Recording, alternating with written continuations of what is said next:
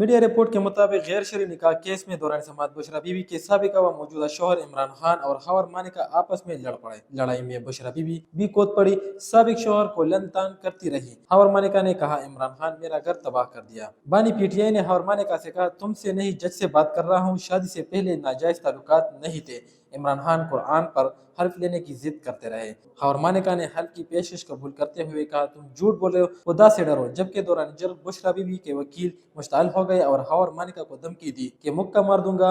अदालत से बाहर फेंकने की भी धमकी दी, जिस पर जज कुदरतुल्लाह ने इंतबाह किया कि सख्ती पर मजबूर ना करे। फाजिल जज ने कहा कि खबर मानिका अगर कुरान पर हल्फ देता है तो आपका जर्ह का हक खत्म हो जाएगा, जिस पर बानी पीटीआई ने कहा कि खबर मानिका से जल्द जरूरी है। अदालत से बाहर जाते हुए बानी पीटीआई की बहनों ने खबर मानिका पर ये जुमला इस्तेमाल कर दिया कि ये क्या गंद किया है, जिस पर खबर मानिका ने बानी पीटीआई की बहनों को जवाब दिया कि आपकी नस्ल गंदी है, इस गंद का क्या है, इसी ने खराब किया है। इमरान खान एक शैतान शख्स है। तफसीलात के मुताबिक बानी पीटीआई इमरान खान और बुशरा बीबी के खिलाफ इद्दत के दौरान निकाह केस की समाअत आज तक मुलतवी कर दी। बानी पीटीआई इमरान खान ने खबर मानिका को जवाब देते हुए कहा कि 6 साल बाद याद आया है, अदालत कुरान मंगवाए, हाथ रख कर हल्फ देंगे। खबर मानिका भी कुरान पर हाथ रखे। बुशरा बीबी ने कहा कि मेरे बयान के बगैर अदालत कोई फैसला नहीं कर सकती, बयान के बगैर अदालत कोई सजा नहीं सुना सकती। मुनाफिक और शैतान को कुरान में बुरा कहा गया है।